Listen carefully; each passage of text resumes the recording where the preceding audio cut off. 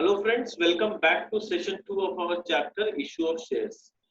Last session में हम लोगों ने थोड़ा बहुत आइडिया लिया था कि शेयर इशू कैसे किया जाता है, उसके टर्मिनोलॉजीज क्या होते हैं, subscribed capital, paid up capital, फिर अथराइज्ड कैपिटल, बैलेंस शीट में कैसे उसको रिफ्लेक्ट करते हैं, ये सारा कुछ हमने सीखा। आज वाले सेशन पे हम आगे थोड़ा और पढ़ेंगे और थोड़ा प्रोसेस के बारे में जानेंगे कि जब शेयर को इशू किया जाता है तो उससे रिलेटेड क्या क्या प्रोसेस होता है जो हमें दिमाग में समझ में आना चाहिए और हमें दिमाग में रखना पड़ेगा सम्स करते समय, क्योंकि ये प्रोसेस अगर हमारे दिमाग में नहीं रहा तो सम्स करते समय जर्नल एंट्री करना हमें थोड़ा डिफिकल्ट लगे। तो चलो देखते हैं क्या क्या प्रोसेस हमें याद रखना पड़ता है।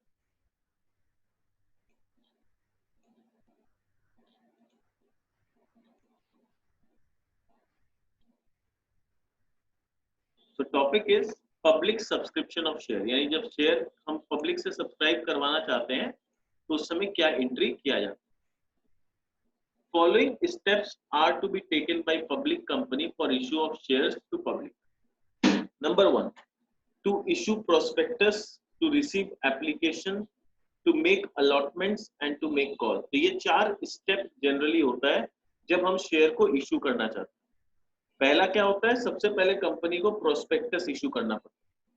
उसके बाद जब वो प्रोस्पेक्टस इशू करता है तो वो एप्लीकेशन उसको मिलता है जिसको हम बोलते हैं रिसीप्ट ऑफ एप्लीकेशन। ठीक है, तो हम लोग एप्लीकेशन रिसीव करते हैं।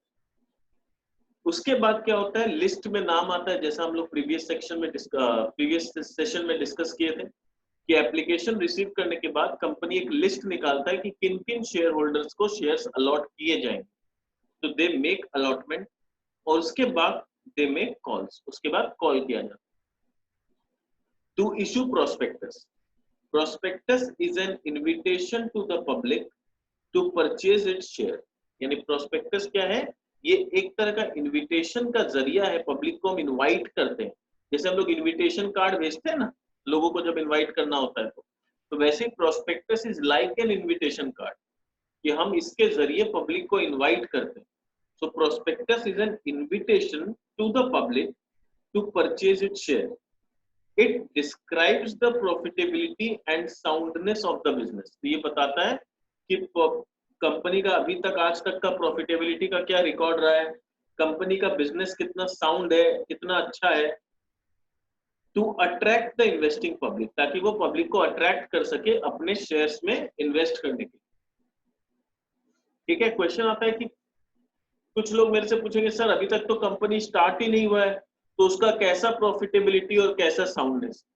प्लीज माइंड, कोई भी कंपनी ना डायरेक्टली पब्लिक लिमिटेड कंपनी नहीं बनती है, पहले वो प्राइवेट लिमिटेड कंपनी होती है, कुछ सालों तक वो प्राइवेट लिमिटेड कंपनी के तौर पे काम करती है, फिर उसका ट्रैक रिकॉर्ड जब बहुत अच्छा होता है तब वो डिसाइड करता है कि अब हम इसका पब्लिक इशू लाना चाहते हैं, जिसको हम लोग बोलते हैं आईपीओ, इनिशियल पब्लिक ऑफरिंग। तो ऐसे नहीं है कि आज मैंने कंपनी खोला और आज ही मेरी कंपनी पब्लिक लिमिटेड बन जाएगी, ऐसा नहीं होता। पहले मुझे अगर कंपनी खोलना है तो उसे प्राइवेट लिमिटेड बना के चलाना होगा, चला के उसको प्रॉफिटेबल बना के उसको दिखाना पड़ेगा कि ये कंपनी बहुत प्रॉफिटेबल है। उसके बाद मैं जब उसको पब्लिक लिमिटेड बनाऊंगा तो प्रोस्पेक्टस में मैं लिखूंगा कि जितने साल ये प्राइवेट लिमिटेड के तौर पे काम कर रही थी उतना साल ये कंपनी का कैसा प्रॉफिट हुआ, उसका बिजनेस कितना अच्छा या कितना बुरा है। और फिर वो प्रोस्पेक्टस में ये सब चीज पढ़ने के बाद जो भी इन्वेस्टर है वो मेरे कंपनी में इंटरेस्ट लेगा और पैसा इन्वेस्ट करेगा। ठीक है, समझ में आ गया। It contains the following information, तो प्रोस्पेक्टस में कुछ इंफॉर्मेशन भी होते हैं।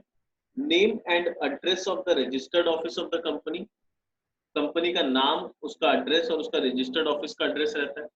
Name address of the directors, objects of the company, risk involved in the issue, consent from SEBI, SEBI से परमिशन मिला है कि नहीं, authorised and issued capital of the company and number of shares now offered for subscription. तो ये सारा information किसमें होता है, प्रोस्पेक्टस में होता है।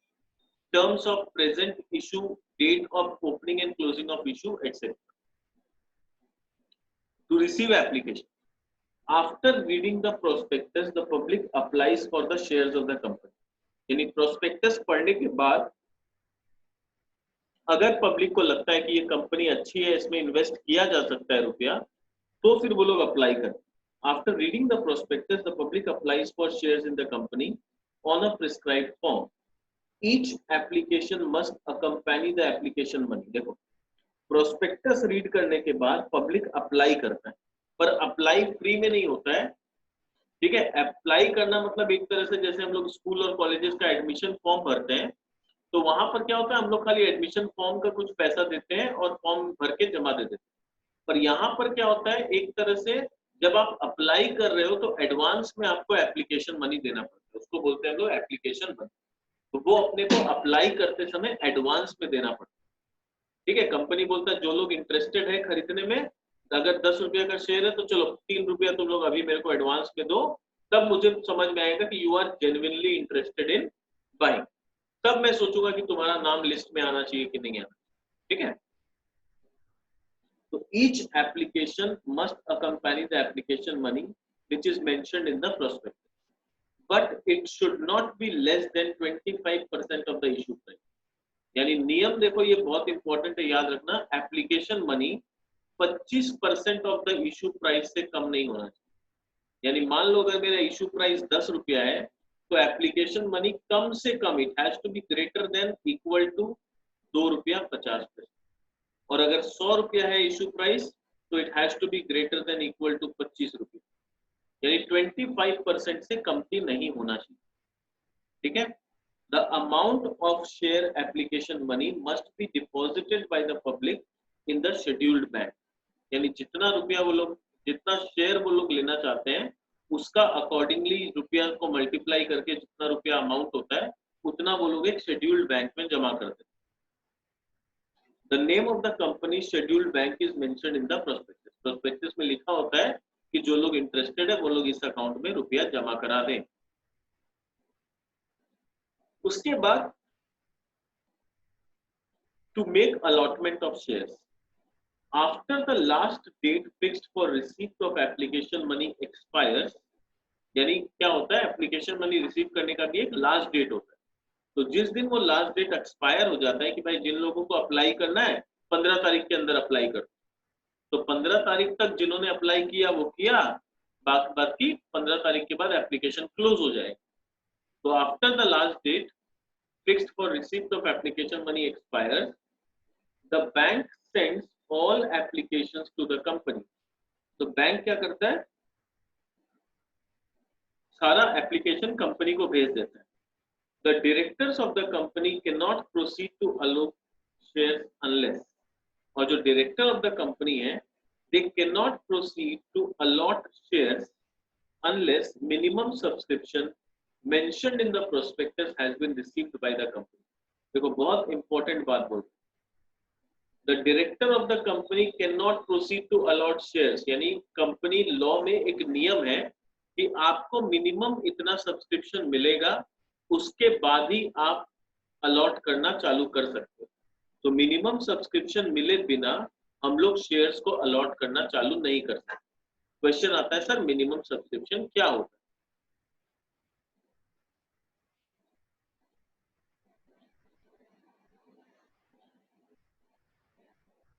Minimum subscription. Section 39, subsection 1 of the Companies Act 2013 provides that a company cannot allot any securities to the company, security of the company to public unless the amount stated in the prospectus as the minimum amount has been subscribed and the sum payable on application for the amount so stated have been received by the company by check or other instrument which has been paid. यानी बोलना क्या चाह रहा है, ये बोलना चाह रहा है कि प्रोस्पेक्टस में आपको पहले से बताना पड़ेगा कि मिनिमम इतना रुपया मिलेगा तब हम अपना कंपनी स्टार्ट करेंगे या फिर हम लोग कमेंसमेंट ऑफ बिजनेस स्टार्ट करेंगे। अगर मिनिमम सब्सक्रिप्शन रेज नहीं हुआ तो हम लोग बिजनेस स्टार्ट नहीं करेंगे। यानी अगर हम प्राइवेट लिमिटेड कंपनी है तो हम as a public limited company business start नहीं करेंगे, पहले का जो प्राइवेट लिमिटेड है वैसे ही चलाएंगे बिजनेस, ठीक है। तो मिनिमम सब्सक्रिप्शन पब्लिक से रेज करना पड़ेगा, ठीक है। तो वो मिनिमम सब्सक्रिप्शन जब रेज हो जाता है उसके बाद ही हम लोग को परमिशन मिलेगा कि हम शेयर्स को अलॉट करना चालू करें, उसके पहले हम लोग शेयर्स को अलॉट नहीं कर सकते, ठीक है।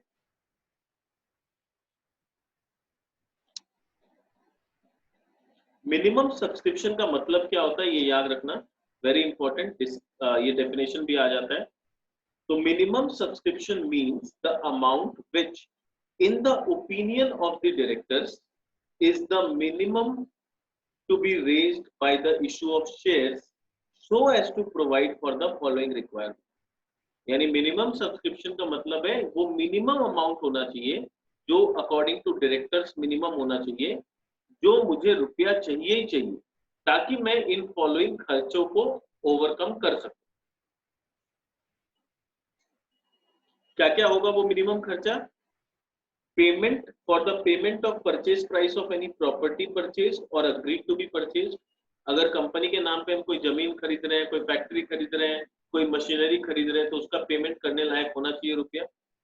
Number 2, for the payment of preliminary expenses including underwriting commission and brokerage on issue of shares।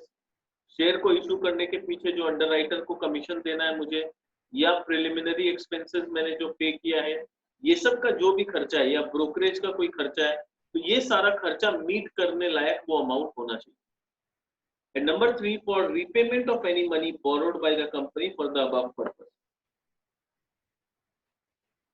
ठीक है, अगर हमने कोई बैंक से लोन ले रखा है या कोई बोरो कर रखा है प्रिलिमिनरी एक्सपेंसेस का खर्चा करने के लिए, या अंडरराइटिंग कमीशन देने के लिए, या कोई प्रॉपर्टी खरीदने के लिए, तो ये सब जो भी अगर खर्चा हम लोग कर रखे हैं तो वो हम लोग को मीट करने लायक सफिशिएंट अमाउंट होना चाहिए। अगर उतना सफिशिएंट अमाउंट हम लोग को नहीं मिल रहा है, इसका मतलब कहीं ना कहीं हम लोग में कमी है और हम लोग कंपनी स्टार्ट करने लायक अभी नहीं हुए। इसीलिए कंपनी लॉ में ऐसा नियम बनाया गया है कि मिनिमम सब्सक्रिप्शन रेज करना ही पड़ेगा। ठीक है,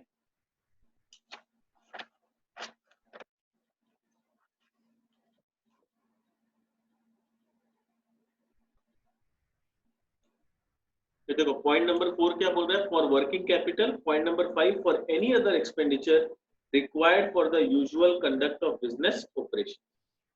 The Companies Act 2013 has not prescribed the minimum subscription। अब देखो साफ साफ बोल रहा है कि कंपनी एक्ट में कुछ नहीं लिखा हुआ है कि मिनिमम सब्सक्रिप्शन कितना होना चाहिए। However, according to SEBI guidelines, अब क्वेश्चन आता है सर सेबी क्या होता है? सेबी का फुल फॉर्म होता है securities and exchange board of India. जैसे बैंक लोग का हेड आरबीआई बैंक होता है, वैसे ही शेयर मार्केट का हेड सेबी होता है। तो शेयर मार्केट में अगर मेरे को अपना शेयर को लिस्टिंग कराना है, मैं चाहता हूं कि मेरा शेयर्स का ट्रेडिंग हो स्टॉक मार्केट में, मैं पब्लिक को सब्सक्राइब करवा पाऊं अपना शेयर्स, तो उसके लिए सेबी का परमिशन लेना पड़ता है। और सेबी का परमिशन तभी मिलता है जब हम उसके रूल्स एंड रेगुलेशंस को या उसके बनाए हुए कंडीशंस को फुलफिल करते हैं। तो सेबी ने अपनी तरफ से कंडीशन दे रखा है कि minimum subscription has been fixed at 90% of the issued amount. यानी जितना का शेयर आप इशू करना चाह रहे हैं उसका 90% रुपया आपको मिल जाना चाहिए। यानी बोलने का मतलब है अगर मैं 10,000 शेयर इशू करना चाहता हूं तो कम से कम 9,000 शेयर का सब्सक्रिप्शन आ जाना चाहिए। तो 90% अगर मैं क्वालिफाई करूंगा तभी मेरे को परमिशन है कि मैं आगे बिजनेस मतलब शेयर्स को अलॉट कर सकूं। ठीक है, as per section 39 subsection 3, company has to get minimum subscription within 30 days from the date of issue of prospectus। यानी prospectus issue होने के बाद within 30 days minimum subscription आ जाना चाहिए। If the company fails to receive the minimum subscription within the said period, the company cannot proceed with the allotment of shares and the entire application money must be returned within the next 15 days। देखो ये सब चीज हम लोग joint stock company बोल के एक chapter था कॉमर्स में, उसमें भी पढ़े थे। तो बेसिकली वहां पर भी हम लोग क्या पढ़ रहे थे, वहां पर भी हम लोग कंपनी लॉ के बारे में पढ़ रहे थे। और यहाँ भी थ्योरी में वही चीज हम लोग पढ़ रहे हैं, इट्स काइंड ऑफ रिविजन, कि 30 दिन के अंदर मेरे को मिनिमम सब्सक्रिप्शन मिल जाना चाहिए, और अगर 30 दिन के अंदर नहीं मिला है तो नेक्स्ट 15 दिन के अंदर हम लोग उनका जो भी एप्लीकेशन मनी मेरे को मिला है उसको लौटा देंगे। ठीक है, it has to be return with in next 15 days। If there is delay in the refund of such amount by more than 15 days, the company shall be liable to repay it with interest at the rate of 15% per annum। ठीक है, तो अगर 15 दिन से ज्यादा delay हुआ तो company liable होगा रिपे करने के लिए with the interest of 15% per annum. तो ये सारा चीज थ्योरेटिकली हम लोग को याद होना चाहिए, ठीक है।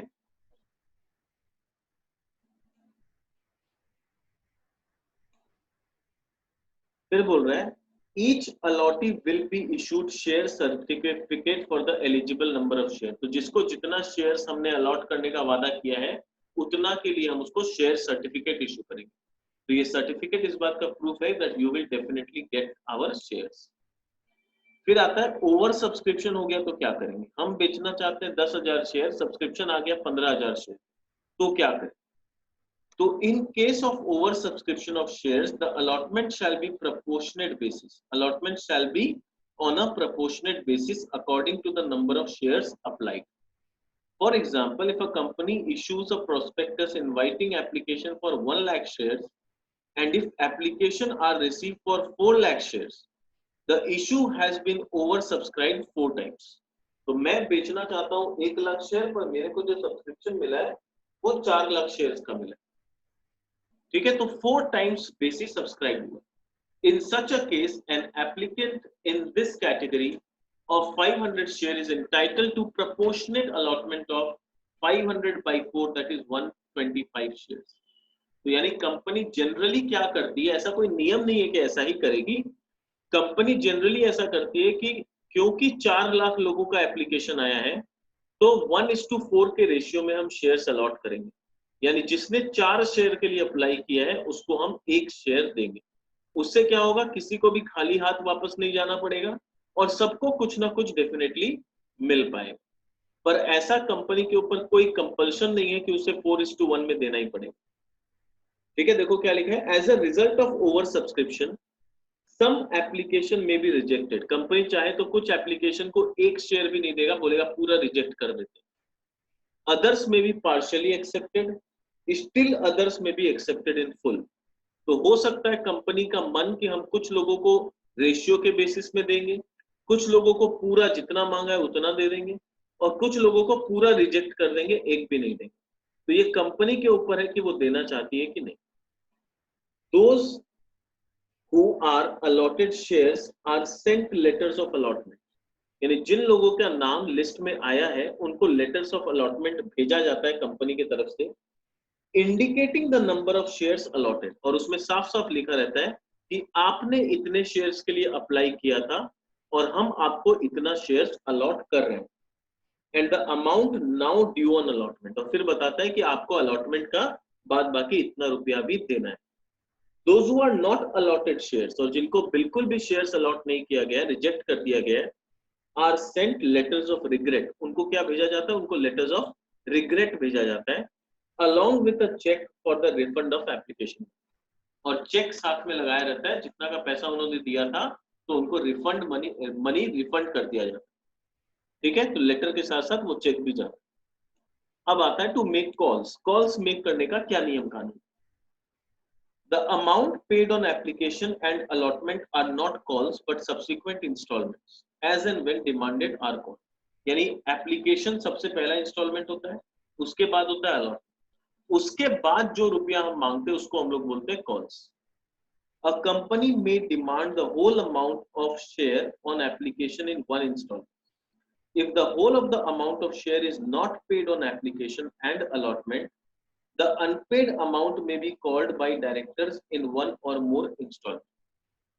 Each installment is named as first call, second call, etc. ये चीज हम लोग पहले भी डिस्कस कर चुके हैं कि एप्लीकेशन होगा, फिर अलॉटमेंट होगा, उसके बाद अगर एक इंस्टॉलमेंट है तो first and final call, 2 installment है तो पहला वाला फर्स्ट कॉल और सेकंड वाला second and final call. Calls must be made strictly in accordance with the provisions of Article of Association. In the absence of Article of Association, provision of Table F of Schedule 1 of the Companies Act 2013 shall apply। तो ये line बहुत important है कि जब article of association बनाती है company तो उनको अपना आर्टिकल फॉलो करना होगा। पर अगर मान लो कंपनी ने आर्टिकल ऑफ एसोसिएशन नहीं बनाया है तो फिर टेबल एफ का कुछ जो प्रोविजंस होता है वो फॉलो करना। तो ये क्वेश्चन में आ जाता है बहुत बार, व्हाट इज टेबल एफ। तो हम लोग को ये सेंटेंस लिखना पड़ेगा, इन the absence of article of association the provisions of table F of Schedule 1 of Companies Act shall apply. These provisions are, और टेबल F का प्रोविजंस क्या क्या है वो हम लोग को याद होना चाहिए। तो 5 प्रोविजंस है, देखो। The amount to be called up either on application or on allotment or any one call shall not exceed 25% of the total quantum of the issue. तो 25% से ज्यादा नहीं होना चाहिए कोई भी कॉल, ठीक है। Number 2, all amount on shares should be fully called up within the period of 12 months from the date of allotment. यानी अलॉटमेंट के बाद नेक्स्ट 12 महीना के अंदर सारा कॉल्ड अप हो जाना चाहिए, ठीक है। ऐसा नहीं है कि आपने अलॉटमेंट कर दिया पर आप बाकी का कॉल मांग ही नहीं रहे हो, क्योंकि जब तक हम लोग लास्ट कॉल मांगेंगे नहीं तब तक हम लोग शेयर सामने वाला को एक्चुअली ओनर बनाएंगे। जब लास्ट इंस्टॉलमेंट वो पे कर देता है तभी उसको हम शेयर देते हैं और तभी वो ओनर ऑफ द शेयर बनता है। तो क्या होता है, कभी कभी कंपनी, पहले जब रूल ऐसा नहीं था तो बहुत सारा कंपनी फ्रॉड करती। 10 रुपया का शेयर में 9 रुपया उन्होंने मांग लिया, शेयर होल्डर ने 9 रुपया पे कर दिया, पर लास्ट का 1 रुपया वो लोग कॉल ही नहीं कर रहे। और जब तक वो लोग कॉल नहीं करेंगे और अमाउंट फुल्ली पेड नहीं होगा तब तक शेयर होल्डर को शेयर नहीं मिलेगा।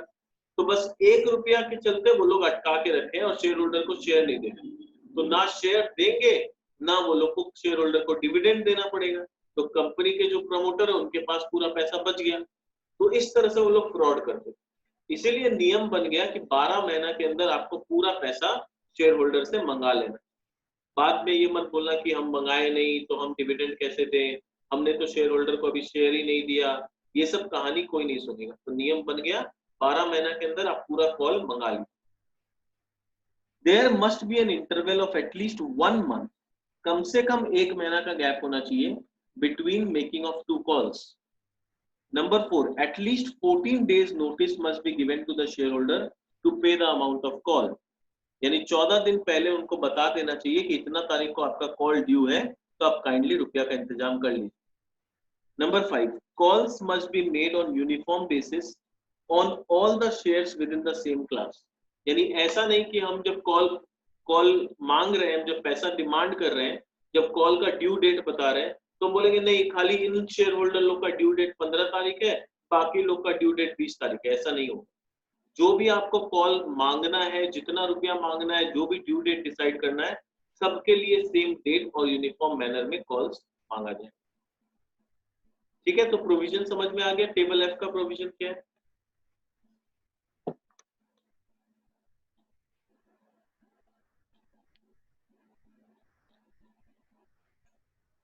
अ कॉल लेटर मस्ट स्पेसिफाई, तो जो कॉल लेटर जाएगा शेयर होल्डर के पास कॉल का पैसा मांगने के लिए, उसमें क्या क्या चीज मौजूद होना चाहिए। The call letter must specify the amount of call, mode of remitting money, address to which the call money is required to be sent and the last date of sending the money. तो ये सारा चीज उसमें call letter में होना चाहिए, ठीक है। नेक्स्ट आता है प्रिलिमिनरी एक्सपेंसेस किसको बोलते हैं, वेरी इंपॉर्टेंट। इसका देखो आईएससी का भी कुछ गाइडलाइंस हो सकता है, पढ़ते हैं पता चलेगा। Expenses incurred on the formation of the company are termed as preliminary expense. तो जो भी एक्सपेंसेस अपने करते हैं कंपनी को स्टार्ट करने के लिए, कंपनी को फॉर्म कराने से पहले, उन सारे खर्चा को हम लोग बोलते हैं preliminary expense. These include the following. Number 1, expenses incurred on the preparation and printing of various documents needed for registration of the company. Company को रजिस्ट्रेशन कराने के लिए जो भी प्रिंटिंग कराना पड़ा है, डॉक्यूमेंट छपाना पड़ा है, जो भी खर्चा लगा है वो इसमें इंक्लूडेड है। Any kind of stamp duty and registration fees on these documents, duty payable on the authorized capital, cost of preliminary books, जो भी हम मेमोरेंडम ऑफ एसोसिएशन बनाएंगे, आर्टिकल ऑफ एसोसिएशन बनाएंगे या प्रोस्पेक्टस छपाएंगे, इन सब चीज का जो खर्चा है वो सारे प्रिलिमिनरी एक्सपेंसेस होते हैं। Number 5, in case of the company has been form to purchase running business, the fees charge by the accountant और valuer in valuing the assets and liabilities of the business. अगर मान लो किसी company को हम running business को purchase कर ले रहे हैं, तो उसको परचेज करने के लिए जो भी हमको किसी वैल्यूअर का सपोर्ट लेना पड़ता है, जो आके हमको वैल्यू करके बताता है कि इस कंपनी का ये जो असेट है इसका इतना दाम होना चाहिए, लायबिलिटीज का इतना दाम होना चाहिए, वो हमें वैल्यू करके बताता है, ठीक है। तो वैल्यूअर को हमें जो फीस देना पड़ता है या कुछ कमीशन देना पड़ता है वो खर्चा हम लोग का हो जाता है प्रिलिमिनरी एक्सपेंस। ठीक है, तो इसमें ये 5 तरह के खर्चा आते हैं। तो ये थ्योरी के लिए बहुत इंपॉर्टेंट क्वेश्चन है, ये हम लोग को याद होना चाहिए। पूछेगा what are the expenses included in preliminary expenses या what are preliminary expenses. As per Accounting Standards 26, preliminary expenses are to be written off in the year in which they are incurred. तो जिस year में preliminary expenses होता है, बोला जाता है उसी ईयर में उसको हाथों हाथ राइट ऑफ कर देना चाहिए। They should be written off first from security premium reserve account, यानी सबसे पहला ऑप्शन जो हम लेंगे उसको राइट ऑफ करने के लिए लेंगे हम security premium reserve account. And in the absence of general security premium we will take general reserve, यानी अगर सिक्योरिटी प्रीमियम रिजर्व में कुछ पैसा नहीं है जहां से हम राइट ऑफ कर सकते हैं, तो हम जनरल रिजर्व का मदद लेंगे। और अगर जनरल रिजर्व भी एग्जिस्ट नहीं करता है तो हम statement of profit and loss से उसको एडजस्ट करेंगे। और एंट्री क्या होता है, राइट ऑफ का एंट्री क्या होता है, मान लो अगर हम सिक्योरिटी प्रीमियम रिजर्व से कर रहे हैं तो मेरा एंट्री हो जाएगा security premium reserve account debit to preliminary expense, ये एंट्री हो। अगर हम जनरल रिजर्व से कर रहे हैं तो यहाँ हो जाएगा general reserve account debit to preliminary expenses. अगर हम स्टेटमेंट ऑफ पीएल से कर रहे हैं तो लिखेंगे स्टेटमेंट ऑफ पीएल, अकाउंट नहीं लिखेंगे, लिखेंगे statement of PL debit to preliminary expenses. याद रखना स्टेटमेंट ऑफ पीएल को हम लोग अकाउंट नहीं बोलते, ठीक है, क्योंकि वो एक स्टेटमेंट है। तो कोई भी चीज या तो वो स्टेटमेंट हो सकता है या तो अकाउंट हो सकता है, ठीक है। तो याद रखना पीएल अब स्टेटमेंट हो गया, कंपनी लॉ में PL is not an account, it's an statement. तो इसीलिए उसके बगल में कभी भी हम लोग अकाउंट वर्ड नहीं लिखते। क्लियर? तो आज के सेशन में इतना ही रखते हैं। देखो हमने कितना कुछ इंपॉर्टेंट चीज सीखा आज के सेशन में कि व्हाट आर द प्रोसीड्योर, कैसे कंपनी जब शेयर को इशू करना चाहती है तो कैसे इशू करती है, प्रोस्पेक्टस पहले देना पड़ता है, फिर एप्लीकेशन रिसीव होता है, फिर अलॉटमेंट वो लोग करते हैं, अलॉटमेंट को करने से पहले कंडीशन देखना पड़ता है कि मिनिमम सब्सक्रिप्शन अचीव हुआ कि नहीं। मिनिमम सब्सक्रिप्शन का कंडीशन क्या है, कंपनी लॉ का तो कोई नियम नहीं है, बट सेबी बोलता है 90% ऑफ द अमाउंट सब्सक्राइब हो जाना चाहिए। उसके बाद कंपनी किसी का नाम में लिस्ट में देती है और अलॉटमेंट करना चालू करती है। उसमें अगर कंपनी ने पूरा पैसा ले लिया तो अच्छी बात है, नहीं लिया तो फिर कॉल्स करना पड़ता है, first call, second call and so on. तो ये सारा चीज हम लोग को एकदम क्लियर होना चाहिए, ठीक है। तो आज के सेशन में हम इतना ही रखेंगे। नेक्स्ट सेशन में जब हम आएंगे तो हम स्टार्ट करेंगे जर्नल एंट्री कैसे करते हैं, what are the entries for the issue of share. तो मेन जो प्रैक्टिकल चीज है जहां पर हम लोग जर्नल एंट्री सीखते हैं वो हम लोग नेक्स्ट सेशन से स्टार्ट, ठीक है। तो फिलहाल के लिए हम लोगों ने थ्योरी पूरा अच्छा से समझ लिया, चैप्टर का कंसेप्ट पूरा समझ गया कि इसका बैकग्राउंड क्या। अब हम लोग जर्नल एंट्री करते जाएंगे और अलग अलग सिचुएशंस देखेंगे कि ऐसा सिचुएशन में कैसे एंट्री होगा, अगर सिचुएशन चेंज होता है तो फिर क्या एंट्री होगा, वो सब कुछ हम लोग जर्नल एंट्री करते समय सीखेंगे, ठीक है। तो ये वाला सेशन को एंड करते हैं, मिलते हैं हमारे नेक्स्ट सेशन में। Bye bye.